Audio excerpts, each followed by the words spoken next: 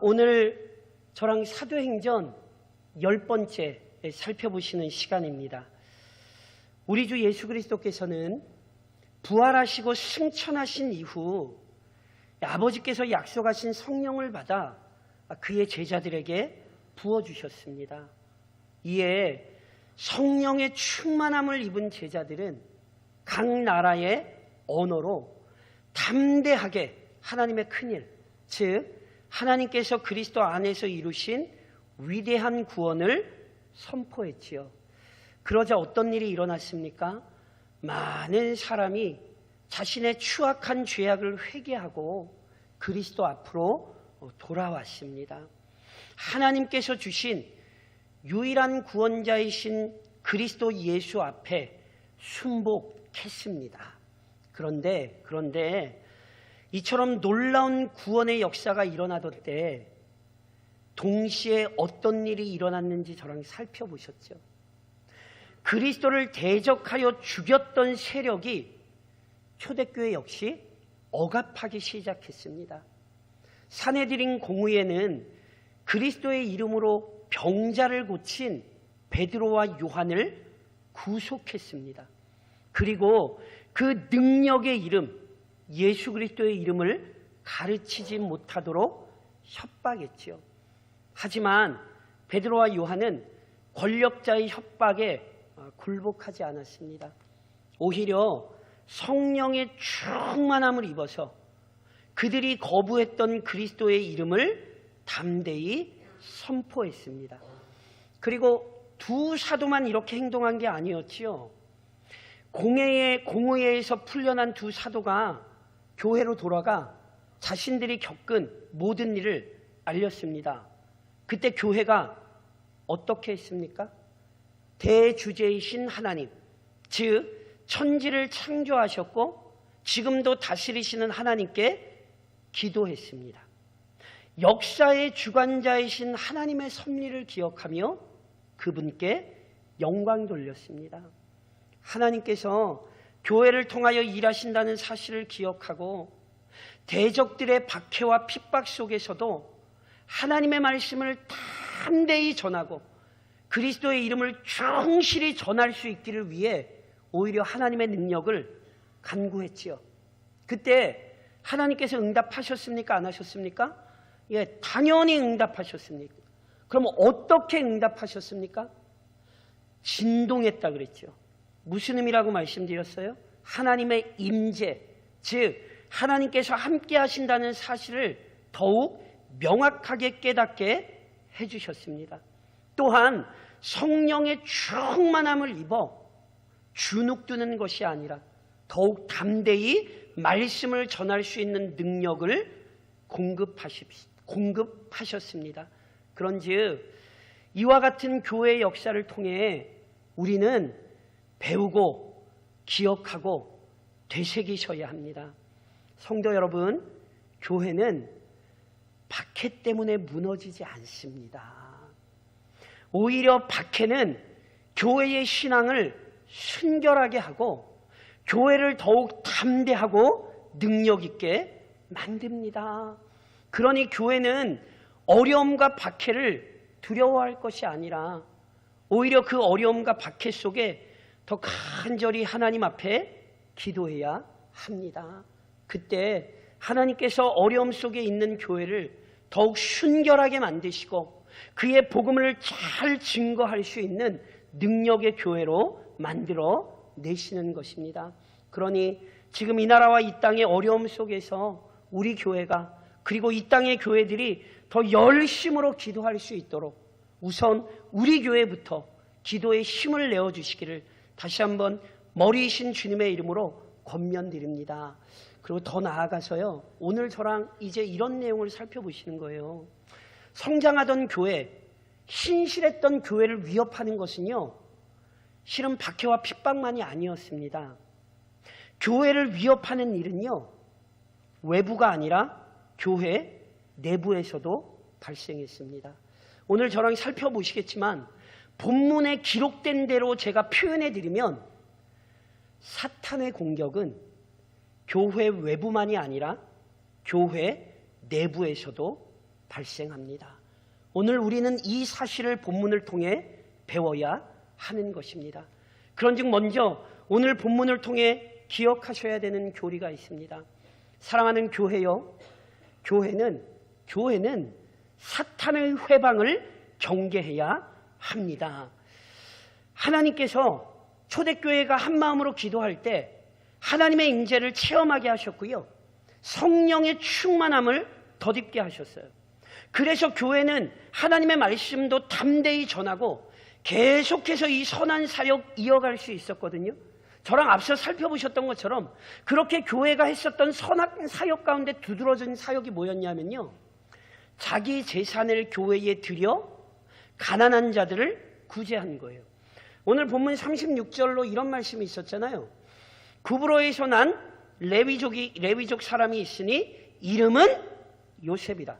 그런데 이름은 요셉인데 사도들이 일컬어 바나바라, 번역하면 위로의 아들이라 하니 그가 밭이 있음에 팔아 그 값을 가지고 사도들의 발 앞에 두니라. 본문이요, 초대교회의 아름다운 모습을 설명하다가 자신의 소유를 팔아 구제하는 일에 앞장섰던 사람 중 하나인 바나바를 소개합니다. 여기 본문에서 바나바에 관해 언급하는 이유가 있습니다. 우선은 바나바는 저랑 선교 여행까지는 아마 안 살펴보실 것 같은데, 그 전까지만 살펴보실 것 같은데, 우선은 그래도 잘 아시죠? 바나바 잘 아시죠? 누굽니까? 이후 사도행전에서 바울 선생님과 선교 여행을 떠나는 너무너무 중요한 역할을 감당하는 분 아닙니까? 특별히 바울 사도를 교회 앞에 세운 사람, 그분이 바나바죠. 그래서 앞으로 바나바가 나올 것이기 때문에 바나바를 미리 소개하는 의도도 있어요. 그런데 그보다 더 중요한 건 이어지는 오늘 저랑 살펴보시는 아나니아와 삽비라 사건과의 대조를 위해서입니다. 제가 앞서도 설명드렸듯이 바나바와 같은 일부 성도들은요, 자기 재산을 팔아 교회를 섬겼어요. 이러한 헌신과 섬김은 많은 성도에게 도움이 되었을 뿐 아니라 당연히 성도들에게 훌륭한 본이 되었습니다. 그래서 저랑 읽으신 본문에 요셉이라는 이름 대신 사도들이 뭐라고 불렀대요? 바나바라고 불렀대요. 그 뜻이 뭐래요? 위로의 아들이라. 얼마나 교회에 큰 위로가 됐으면 이름 대신 바나바라고 불렀겠냔 말이에요. 실제로 이러한 헌신자들이 교회에 있었으니 그 교회가 얼마나 복된 교회입니까? 그 교회의 분위기가 얼마나 좋았겠습니까? 그런데 이처럼 영적으로 유익하고 평안했던 교회의 분위기를 회방하는 사건이 발생한 거예요. 그것이 오늘 본문 1절로 2절에 이렇게 기록되잖아요. 아나니아라는 하는 사람이 그의 아내 삽비라와 더불어 소유를 팔아 그 값에서 얼마를 감춤해 그 아내도 알더라. 얼마만 가져다가 사도들의 발 앞에 두니. 누가 등장하죠? 아나니아와 하는 남편과 삽비라라고 하는 아내가 등장하죠. 이 두 부부는 바나바와 같은 사람들의 헌신을 보며 크게 자극을 받았어요. 그런데 문제는 바나바의 진실한 헌신보다는 바나바에게 집중된 칭찬에 관심을 두었어요. 그러니까 이들 부부는 사람들에게, 성도들에게 대단한 믿음을 좀 가졌다고 인정받고 싶었어요. 그래서 어떻게 하냐 하면 바나바처럼 이들 부부 역시 자신들의 소유를 팔아요.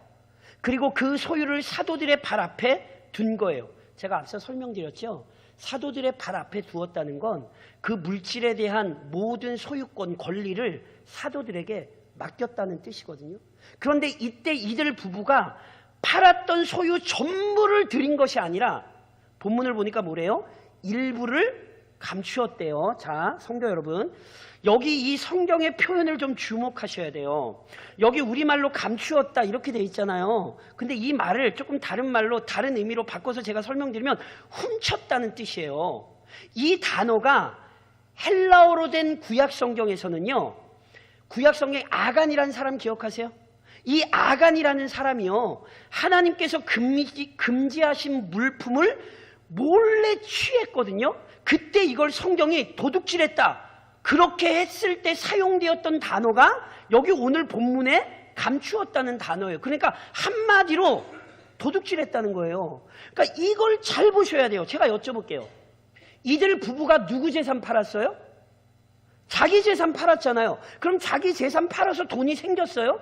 그럼 이 돈 누구 거예요? 아니 왜 이상하게 아니 자기 거 팔아서 돈이 생겼잖아요. 그럼 누구 거예요 그거? 자기 거잖아요. 이해하시겠어요? 그러니까 이거 자기 거라고요. 그러면 자기 거를 자기가 취했어요. 이게 도둑질입니까? 오늘 성경의 이야기를 지금 잘 주목해서 보셔야 된다니까요.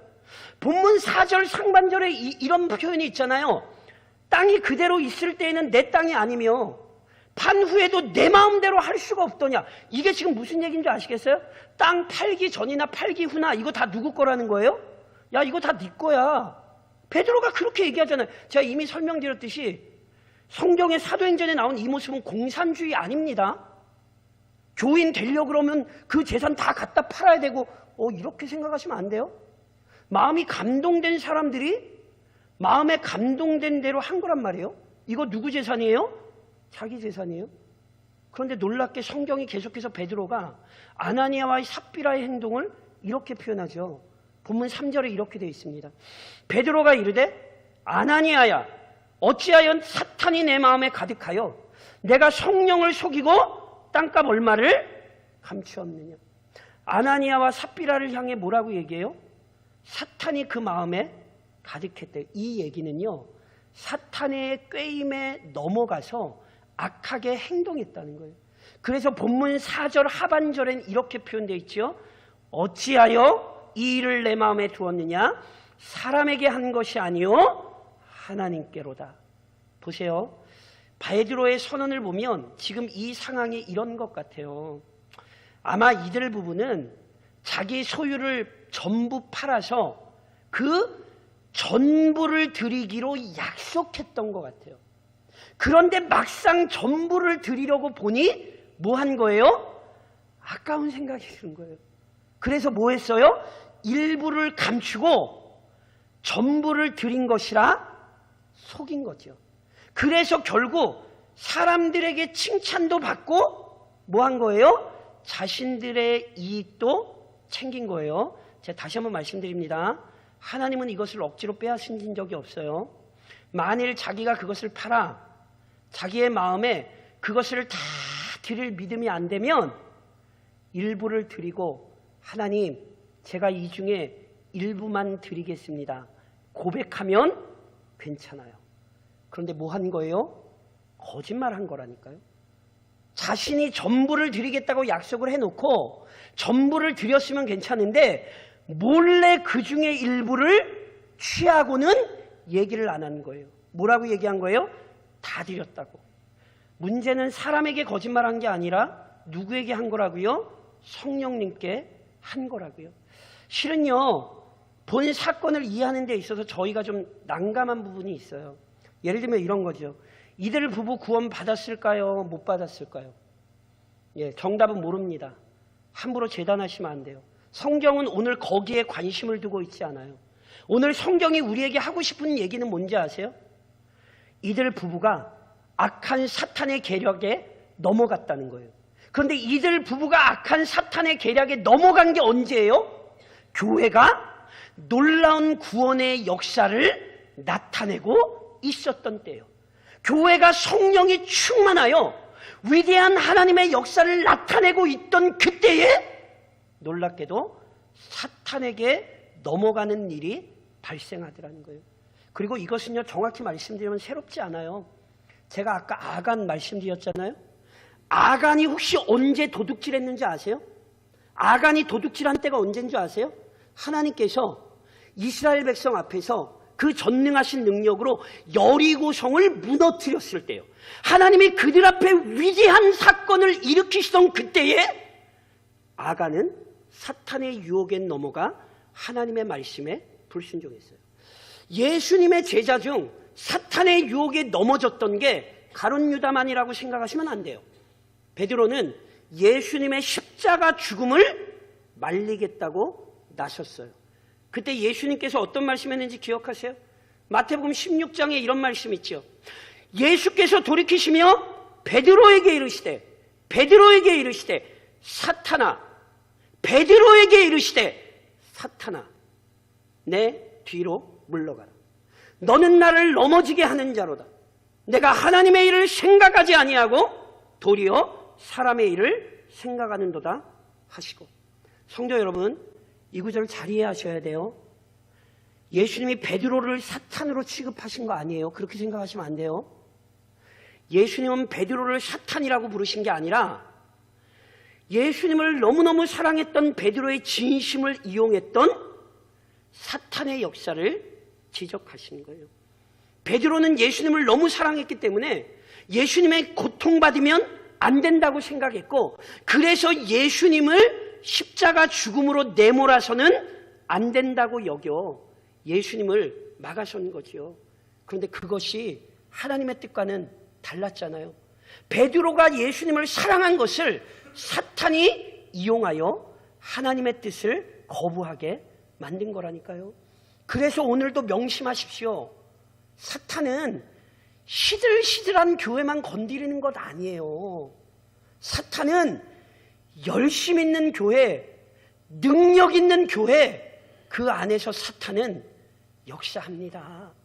제가 누누이 말씀드린 것처럼 놀랍게도 교회가 함께 은혜를 누리는 그때 누군가는 그 가운데에서 실족하는 사람이 나와요.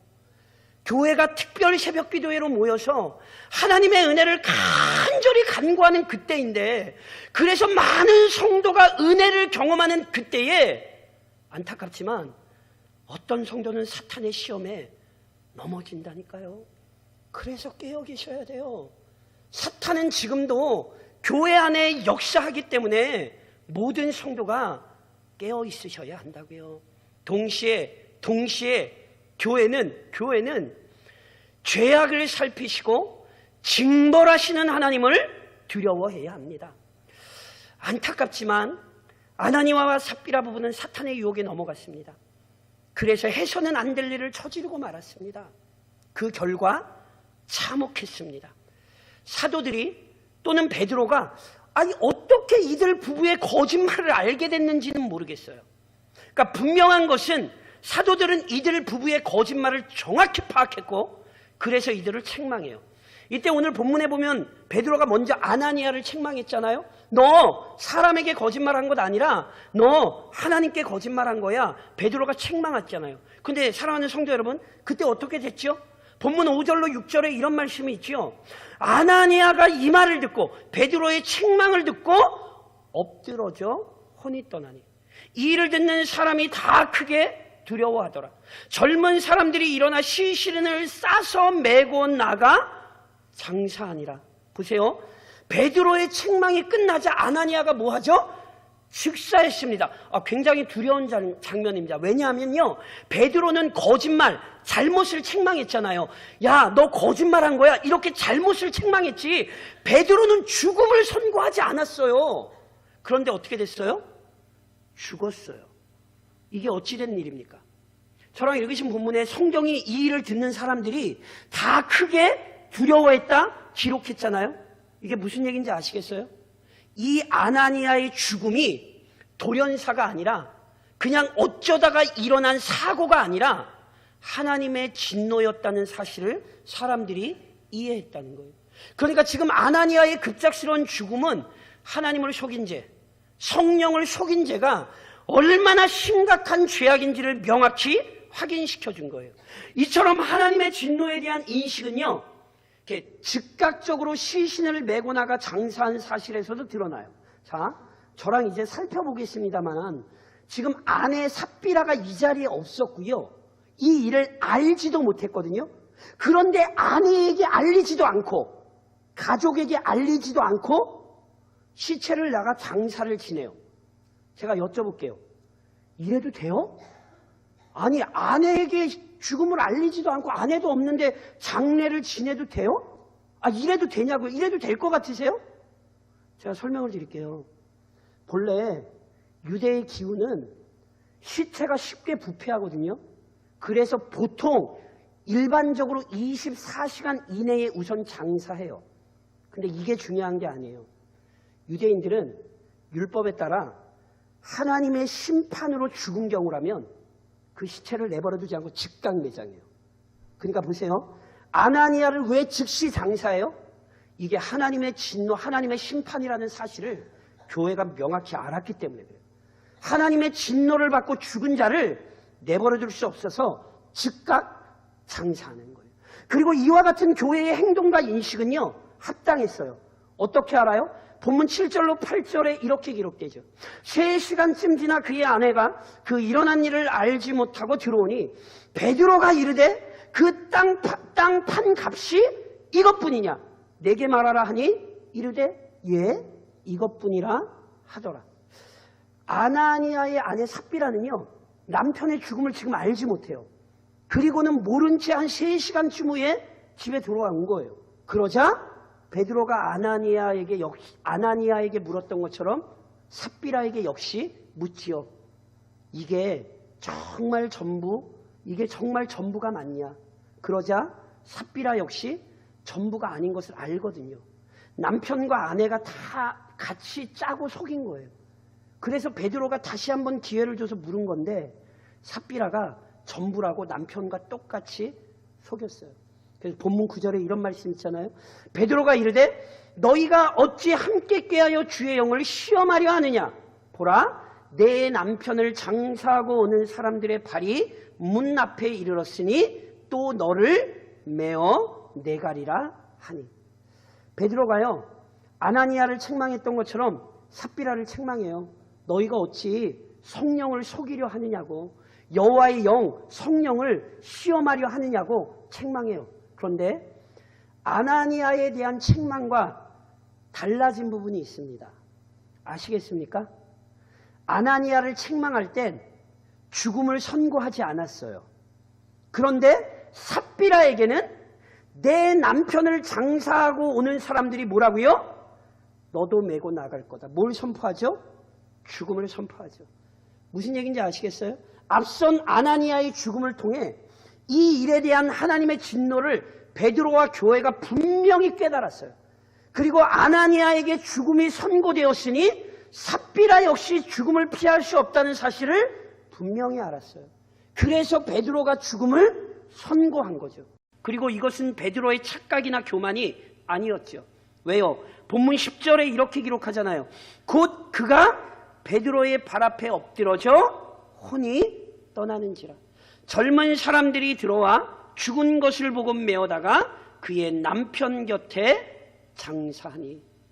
두려운 장면입니다. 베드로의 선언이 끝나자 삽비라 역시 즉사합니다. 공정한 하나님의 진노가 나타났습니다. 그래서 아나니아와 마찬가지로 삽비라의 시체 역시 즉시 메고 나가서 아나니아 옆에 장사하죠. 그래서 결국 이 모든 사건이 어떤 결과를 만들어냅니까? 본문 11절이죠. 저랑 화면을 보시면 같이 한번 봉독하시겠어요? 같이 봉독하시겠습니다. 온 교회와 이 일을 듣는 사람들이 다 크게 두려워하니라. 교회와 이 일을 듣는 사람들이 모두 두려워할 수밖에 없었습니다. 당연한 것 아니겠습니까? 왜요? 대주제이신 하나님, 역사의 주인이신 하나님의 진노를 목도했기 때문이죠. 그리고 무엇보다 잘 보세요. 하나님께서 교회 안에서 일어나는 모든 일을 감찰하신다는 사실이 아주 분명해졌습니다. 사도들이 또는 일부 성도들이 그냥 자기 재산 교회 들여서 그냥 성도들 몇 사람 돕는 거, 그냥 교회 일부에서 있는 일, 이렇게 생각하시면 안 된다는 게 본문이 우리에게 가르치는 거예요. 교회에서 어떤 일들이 이루어지든지 그 교회에서 이루어지는 모든 일을 누가 똑똑히 보고 계십니까? 하나님이 똑똑히 보고 계십니다. 교회의 주인, 교회의 감독자가 사람이 아니라 하나님이라는 사실이 확인된 것입니다. 그런즉 오늘 교회가 모든 성도들이 이 사실을 명심해야 합니다. 하나님께서 교회의 모든 되어지는 일 지켜보고 계십니다. 그 모든 교회의 일에 동참하고 있는 모든 성도의 마음과 생각을 우리 하나님 감찰하십니다. 그러니 오늘 우리가 깨어 있어야 하는 것입니다. 본문을 통하여 이제 두 가지로 적용하며 권면합니다. 우선 성도 여러분, 시험에 들지 않도록 깨어 기도하십시오. 제가 앞서 오순절 성령 강림 설명드렸잖아요. 오순절 성령 강림 사건은요, 신약적 의미로서의 교회의 출발이에요. 그래서 오순절 성령 강림은 교회의 생일과도 같아요. 더 나아가 교회의 생일과도 같은 이때 세워진 예루살렘 교회 초대교회는요, 오고 오는 모든 세대의 교회가 본받아야 할 교회의 전형이라니까요. 그래서 한때 우리 한국교회 많이 나돌았던 표현, 초대교회로 돌아가자. 그게 맞는 얘기예요. 왜냐하면 초대교회가 모든 교회의 전형이기 때문에 교회예요. 초대교회는 하나님의 임재가 강력하게 나타났고요, 성령의 충만한 은혜가 넘쳤지요. 담대한 복음 증거를 통해 수많은 사람이 회심하는 공동체였어요. 대적의 위협에도 굴복하지 않고 더 큰 능력을 나타낸 공동체가 초대교회입니다. 사도들을 포함하여 참으로 탁월한 믿음의 사람들이 열심히 섬긴 공동체, 초대교회 아닙니까? 시대반 초대교회 성도였어요. 그러니까요, 초대교회는요, 다른 어떤 교회보다 능력 있는 교회요, 굉장히 중요한 교회예요. 그럼 제가 여쭤볼게요. 초대교회 참 대단한 교회죠. 그러면 초대교회에 문제가 없었습니까? 제가 다시 표현해서 말씀드릴까요? 그럼 초대교회 안에 사탄이 역사하지 못했습니까? 그렇지 않다는 사실을 오늘 본문을 통해 정확히 배우셔야 합니다. 특별히 기억하셔야 되는 게 있어요. 아나니아와 삽비라가 자신의 소유를 팔아 교회에 헌납했잖아요. 이게 무슨 얘기인지 아시겠어요? 이들 부부는 초대교회가 세워지고 성장할 때 앞장서서 활동했을 확률이 굉장히 높습니다. 다시 설명드릴까요? 요즘 우리말로 하면 아나니아와 삽비라는 중직자지 초신자가 아니에요.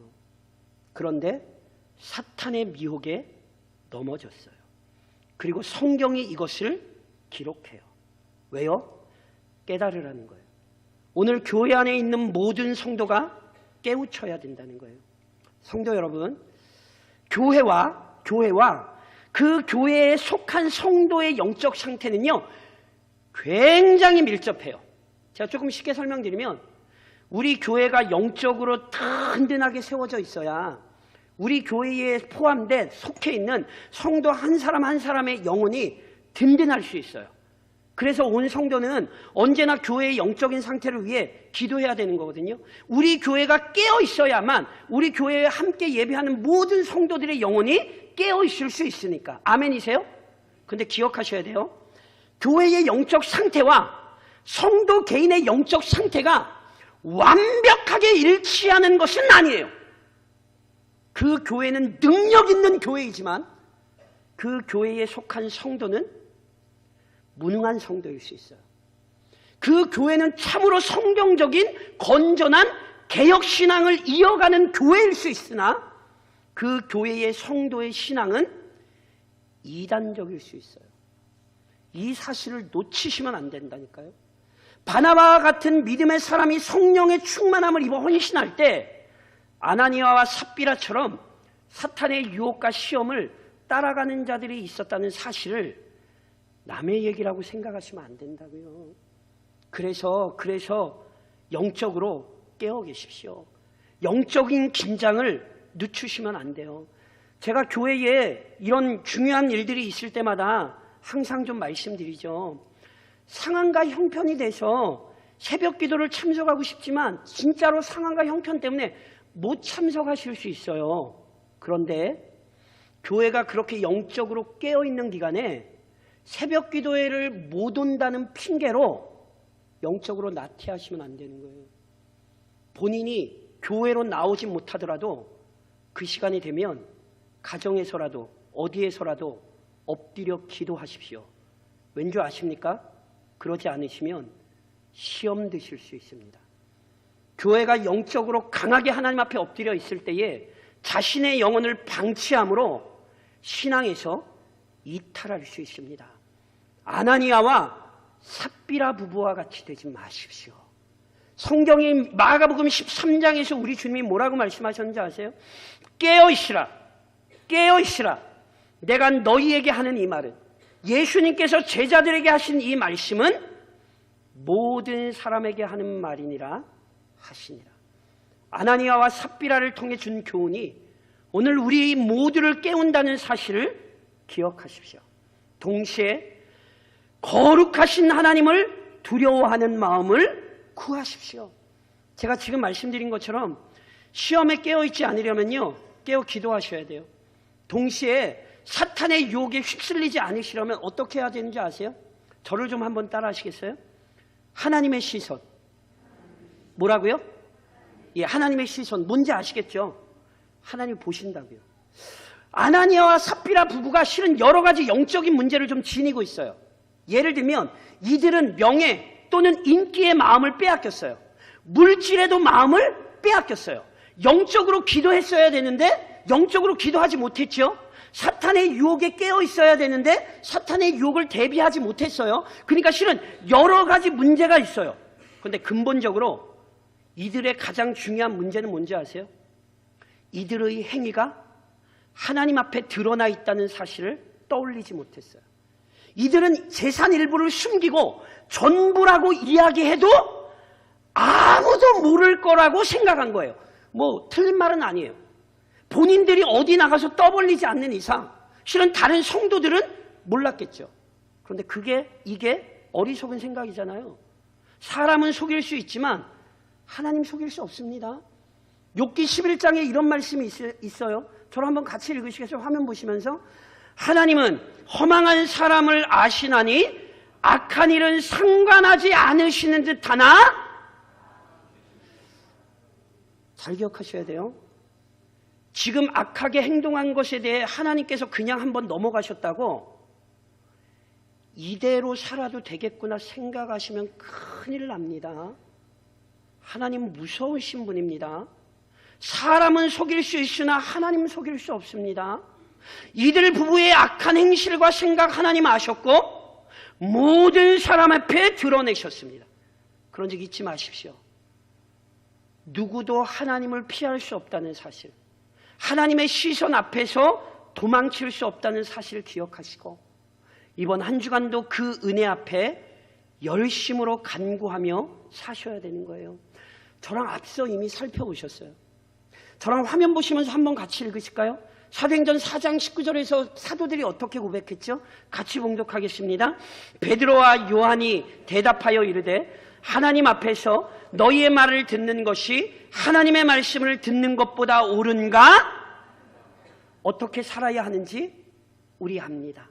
하나님 앞에서 철저히 그분의 감찰하심을 기억하고 겸손히 은혜를 구하며 살아야 합니다. 성도 여러분, 우리 완전하지 않습니다.